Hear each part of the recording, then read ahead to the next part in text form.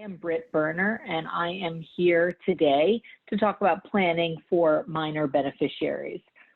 This could involve planning if you are the parent of a minor child, a grandparent, or just a person who has a minor that they want to provide for, either a niece or nephew or a friend's child. And so we're going to talk about the best ways to give to those beneficiaries that don't create tax problems and unnecessary process that just take a long time and eat up a lot of the funds.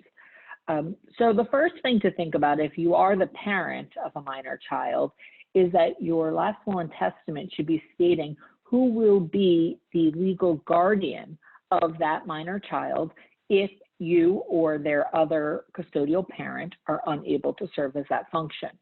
For those of us who are married couples, so it would be if both married and are both parents of that child, if they were both to pass, who would take possession and raise that child and be their legal guardian.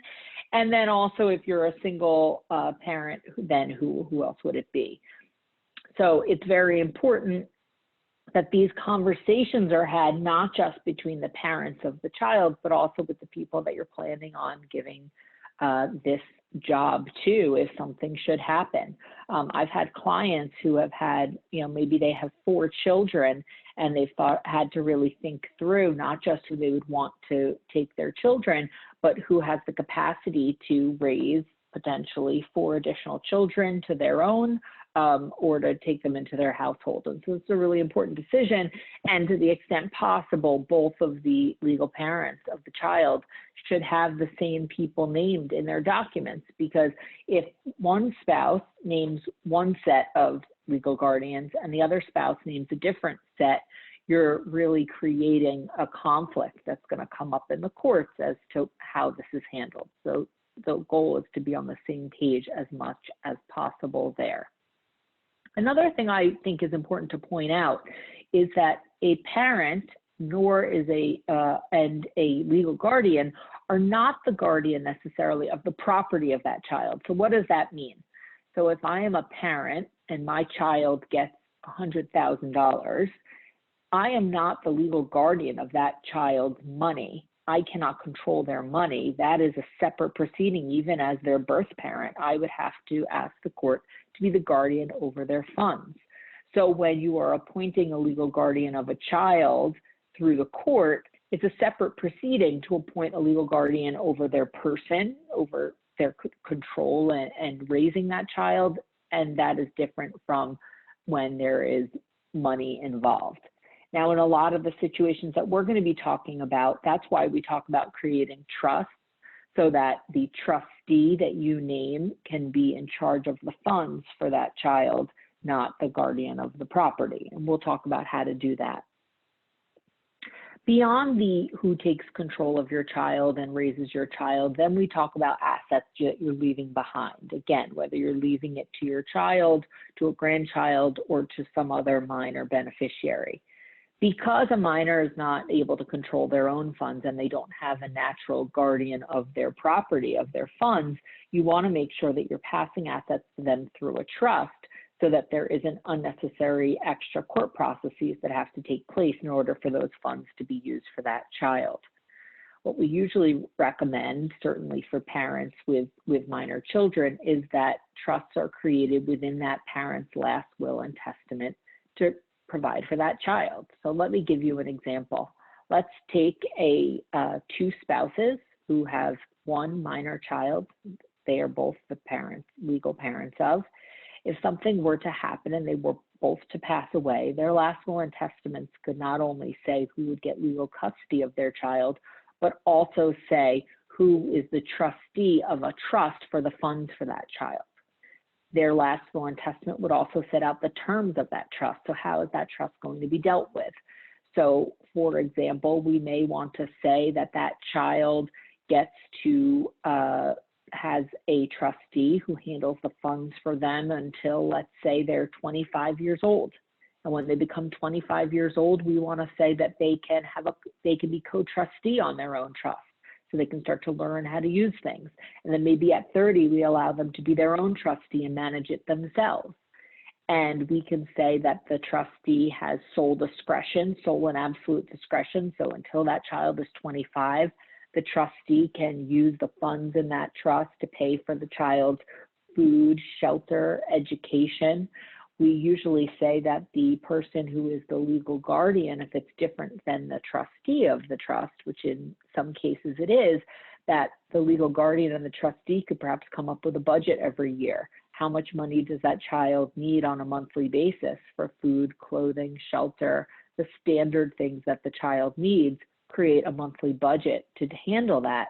And then perhaps if the child wants to go to a summer camp or have some additional experience that's going to cost more, or additional medical braces for their teeth, anything that has to be done, the guardian can say to the trustee that this is what the child needs, and then the trustee can make that decision.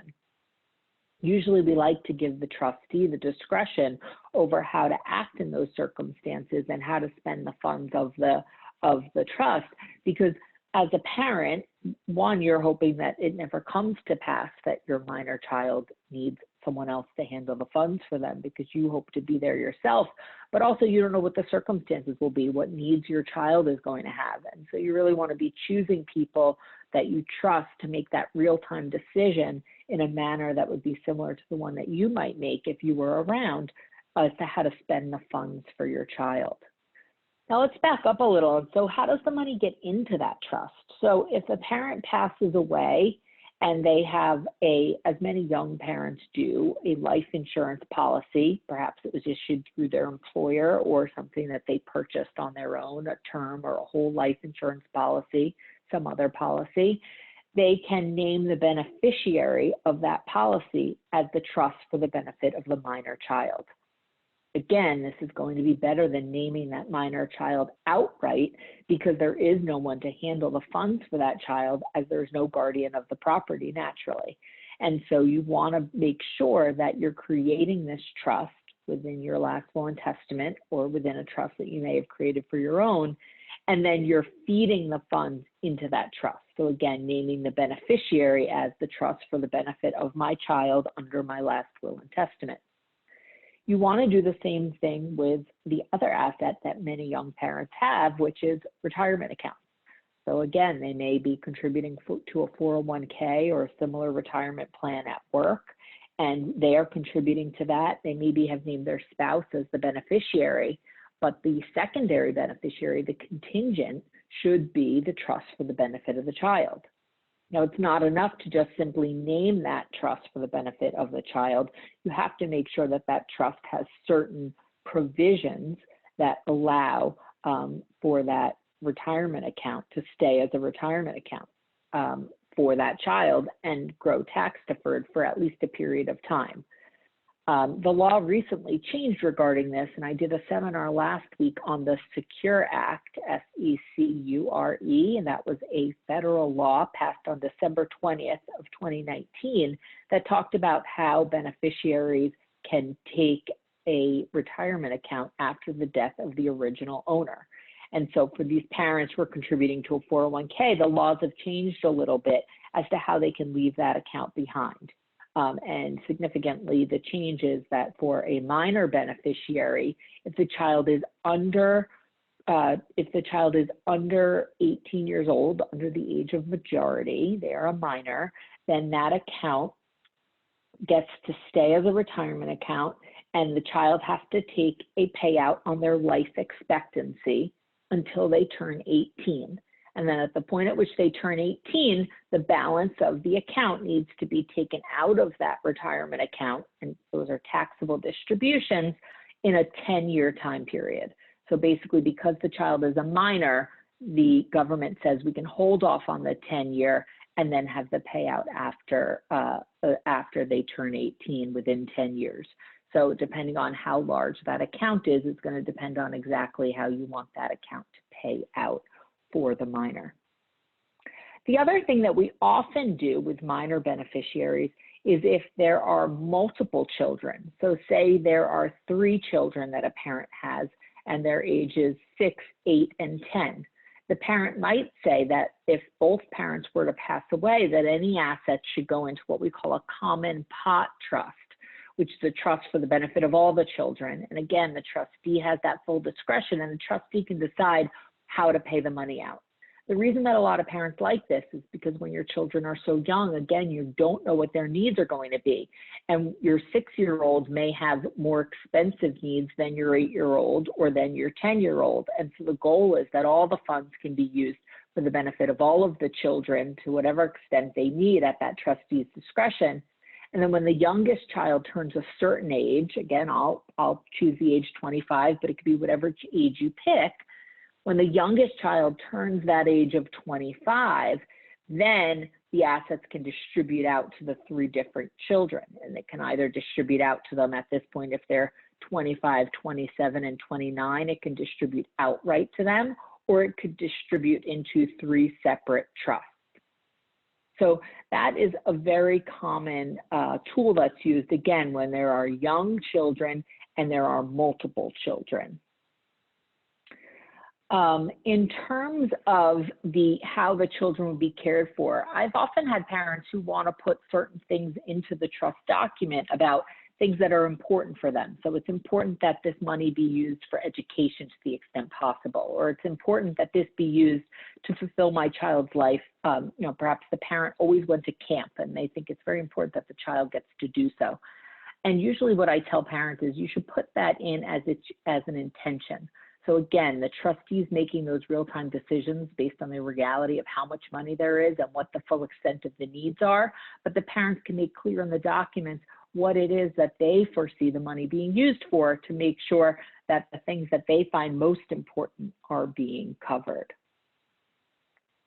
Another thing that a lot of people ask me about when planning for minors, beneficiaries, is 529 college savings plans. It's important to note that 529 plans are a tool that can be used to save.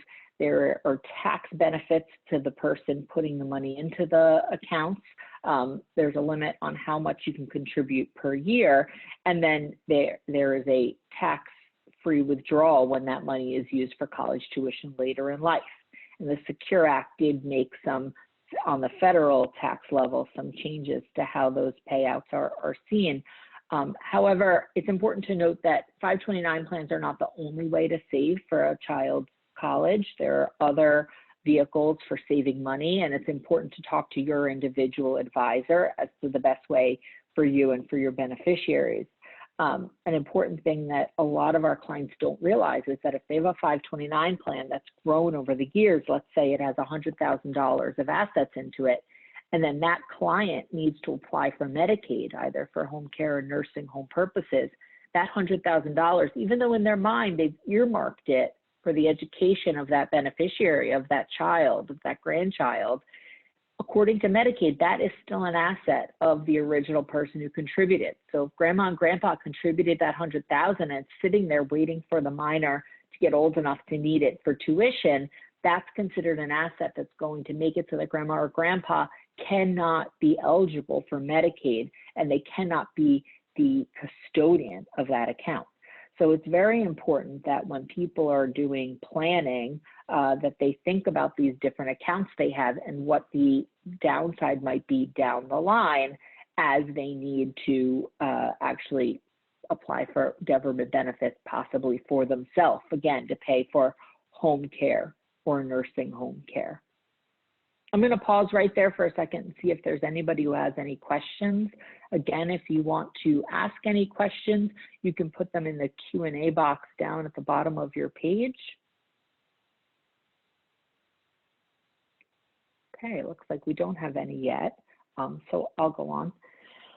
Another thing that I want to talk about is what I've discussed here is creating a will that has a trust for the benefit of the minor child. But in many cases, people want to avoid probate. They want to avoid perhaps the guardian ad litem, who is a lawyer off the court's list who might be appointed to represent the interests of the minor child in that probate proceeding. And they want to avoid continued court oversight over the trusts that are created for that minor. And in those cases, when you have somebody who wants to avoid that probate process, you can create a trust for yourself while you're alive for example, a revocable trust where you have the full control over it, you manage it yourself, but you're avoiding probate. And then same thing as with a will, your trust document will say when these assets are distributed to that minor beneficiary that I have, these are the terms of the trust for which I want to govern that money. And you can do the same kind of language, but it does avoid the court process of probate. It also avoids the continued court oversight of that trust. For example, if the trust within the will, there needs to be a change of trustee down the line, that's going to require new letters of trusteeship from the probate court if that trust was created through a will. And so again, that parent may want to create a trust where they're then giving assets. The third way that could be done, and this is often done in cases where people believe that many or multiple sources may be leaving something behind for a minor, is creating a freestanding trust for that minor. This is not going to be necessary in every case, but on a case-by-case basis, it may make sense. So for example, if we know that each parent of that child has 2 parents, so that's 4 grandparents, and they all intend on leaving assets behind for that child, you may want to make one receptacle trust that they can all name as the beneficiaries, so those assets can be left behind for that one beneficiary in one trust, so they don't have 4 different trusts from all these different estate plans from the different grandparents. Liz, I think we have a question there. Yes. If you want to read that out. Yep, we have a question that came in. What if I leave my teenage child a multi-million-dollar IRA and I want it to last throughout their lifetime and maybe pass on to my future grandchildren? So that is something that's not really going to be possible anymore the way that it used to be. So I'll back up a little bit. So a multi-million-dollar IRA, so let's say you've got $2 million in retirement assets. This is an asset that you've saved tax deferred, so no one has paid any income taxes on that money. And when you eventually hit the age at which you have to take minimum distributions, you'll take required minimum distributions on your own life expectancy. And then upon your death, it will go to your beneficiaries.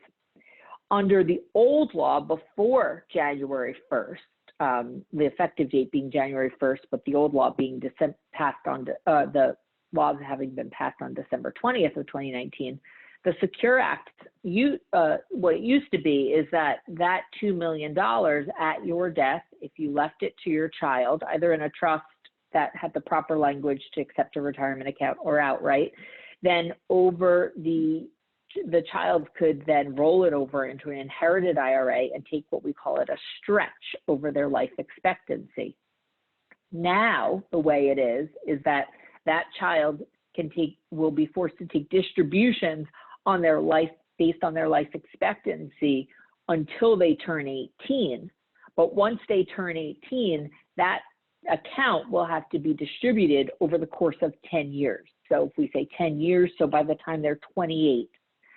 So in a case like you're talking about with such a large IRA, unfortunately, there will be a large tax. What I would say is that IRA should be left to a trust for the benefit of that child. And over those 10 years, when the distributions have to be made out of the IRA, that they be distributed into a trust. There are tax consequences, but there's not much we can do to get around that with the change in law. But the trust can remain in effect for that child. So it's not that every time the payments come out of the IRA, they're going directly to the child. They can go to that trustee who's then holding it, managing it, and investing it, and hopefully helping it grow so it lasts for the life of the child. And then the trust can say, well, my child might be able to manage it themselves at the age of 30 or 40, or perhaps not. And then at the death of my child, I want whatever's left in that trust to go to my grandchildren. But unfortunately, the way the laws have changed, we're not able to take that stretch on the IRA, which is a really big tax hit for a lot of people with these big retirement accounts. And I would suggest for the person who asked that question and anybody else who's interested, you may want to go back to our website to last week's seminar about retirement planning after the Secure Act, because we did talk a lot about ways that parents, if you have a teenage child, you may or may not be over the age of 59 and a half, which is the age at which you can start taking distributions penalty-free from those retirement accounts. But if you're over 59 and a half, you may want to be speaking with your advisor about the best planning you can do, because taking out more than your required minimum distributions may be advantageous in your situation. Are there any other questions on that? Okay. So again, I think the important thing to realize is that when you do have minor beneficiaries, the most important takeaway is that that minor child should not be named outright as the beneficiary on accounts, both accounts, life insurance. It should be a trust for their benefit. And then making the decision about who to name and who to put in the position of power to handle the assets for that child is incredibly important. And I think we have another question. Yes, can I nominate my parent to be guardian of my child up until my parent is 65 years old and then name my sister? So that is a great question. I would say yes, you can say that it's my intention that my parent be a certain age. In the end, when your will is probated, certainly, and when the court is making a determination of legal guardian of that child, they're going to take into account pretty heavily the intention and the wishes of the deceased parent. And so putting that in your documents is important. The interesting thing is that the court, just like naming an executor for a will, you are nominating someone in your documents. It is only going to be after your death that this is being determined by the courts, and the court is going to decide who's appropriate. So your parents may be 66 years old and you may have put that in your document, but the court may find that they are a more suitable parent than your sister for whatever reason. But this also brings up a really important thing, which is to name successors. It's often very hard for people to even, especially when you have two parents, to agree on who they should be naming as the legal guardian of their children or as the trustee for the child. But it's important that you agree on that, but you also agree on successors, because it may not be that the people that you have as your first choice can always act, and they may have to resign at some point, either because of their own death or incapacity, or just an inability, again, to take on the responsibility at that time. So it's really important to name successors. The other thing I also really want people to think about is not only should you name successors, but you should put in there something for what happens if somebody, especially for trustee, let's say if the trustee is continuing on till that child is 30 years old and the trustee becomes unavailable to act, not only who would want to be successor, but if we run out of successors, what is going to be the mechanism to name that successor trustee? Does the resigning trustee get to pick a trustee? Do you have a separate person, perhaps a trust protector, who can help determine that? And that's a function you can put in your documents as somebody who can be independent and help make that decision. And to what extent do you want the child to have any input in that? And so it's really important, again, not just that you name successors, but you name a mechanism for choosing further successors than those you've chosen. Another important thing to note is that we've started doing for a lot of our clients is nominating a guardian for their child, not just in the last will and testament, but also in a separate document. And this can help because if the will isn't probated, the parents can have a separate writing that says who it is that they have intended to be the trustee of that, the guardian over that child. Are there any other questions on who to name or how to name them? Oh, okay. So those are the main topics that I want to discuss. Again, we've done webinars in the past on trusts and on the retirement accounts. I think, again, the most important thing to take away here is if you have no beneficiary named as a contingent or after your spouse or after whomever you have as first, or if you have the child named outright, you're going to want to see your estate planning attorney and get documents done so you can change those beneficiary designations, because you want to make sure that whatever assets you have are left to your child in the most efficient way, or to your grandchild in the most efficient way. Another thing I want to discuss when we're talking about gifting is a lot of people ask questions about the $15,000 gift tax exemption, and can't I give away $15,000 to my grandchildren? And I just want to take a moment and explain that, because this always comes up when we're talking about gifting to children and grandchildren. So the IRS says that if you are allowed, you are allowed in your life and at death to give away $11.58 million, and there's no estate tax. And so that is the current number. There's anticipation that this is going to go down. The current law reads that as of 2026, it will sunset back down to what it was, which was 5 million indexed for inflation, which is about 5.85 million right now. But there is an exception to that, which is for every $15,000 annually that you give away, that doesn't count towards it. So for example, if I have 3 grandchildren and I choose to give each of them $20,000 this year, then the first $15,000 is an exempt gift, and the next $5,000, which I multiply by the 3 grandchildren, so I gave $15,000 total this year as non-exempt gifts, that will go against my lifetime amount, which if I were to die in 2020 is 11.58 million. So what the amount will be determined by what the law is in the year that I die.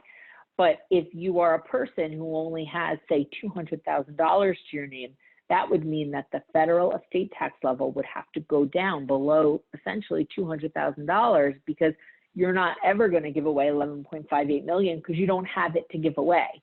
And so it's very important that people realize that when talking about gifting, that there might be a filing requirement for a gift tax return, but that doesn't mean a gift tax will be imposed. I think we have another question, Liz. Yes, can I leave my co-op apartment to my child in my will and have them live there with guardian? So co-ops are always an interesting thing to ask, because as we all know, co-ops are ruled by the co-op board, and they have a right, regardless of who you leave your co-op to in your will, they have a right to deny somebody living there. So what I would say is that on the planning end, your will should say that you leave your co-op in trust with the intention that your child live there with whomever is appointed as their guardian, but realize that at that time, the co-op board may want to do an interview of the guardian and make sure the guardian's in a position to pay the maintenance going forward. They may want to make sure that the trust has enough money to pay the maintenance going forward. They're going to do their due diligence to make sure that they're in a good position, just like they would with any new tenant or owner of a co-op. But I would also put provisions in your documents now that said that, but if for some reason that's not allowed, then presumably the co-op would be sold and the assets would go into the trust for the benefit of your child, which then could be used to go towards their housing and other lifetime expenses.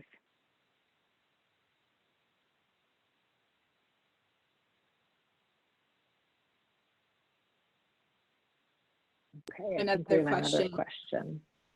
How is this different than a trust fund? So the term trust fund, I think, is one that is often used in common conversation that is actually referring to something just as what we're talking about.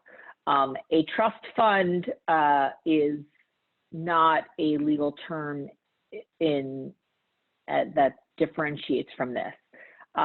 If you create a trust either freestanding or through your last will and testament or through your own trust that you have during your lifetime, the assets then go into that trust, are managed, invested, and paid out in the trustee's discretion based upon the rules of the trust, assuming they have that discretion. And that is usually what's referred to when people talk about trust funds on TV or in the movies. That's a very common thing. I will say there are also accounts that can be held in trust for. So very popularly, you might see an account with a bank account that says ITF and a beneficiary's names. And that really is like naming a beneficiary on that account. So if it's Britt Burner in trust for my child's name, then upon my death, that asset goes to my child. But again, we have that same issue that if that child is a minor, they don't have a guardian of their property. So we wouldn't want to do that. We would either want to name it in trust for and then name the trust for the benefit of my child, or rather just go through my will, which would then pour it into the trust for my child. So we want to prepare it that way.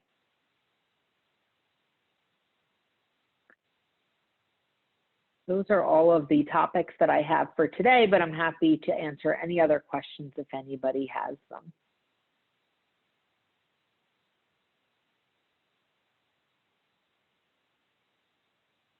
Okay, so I don't think we have any additional questions. Thank you for tuning in. We'll be happy to see you again on Thursday for Robin's further discussion of when your beneficiary is a special needs person and has the need for government benefits and how to protect those assets in a trust for that beneficiary. Thank you for joining us, and I hope everybody has a great day.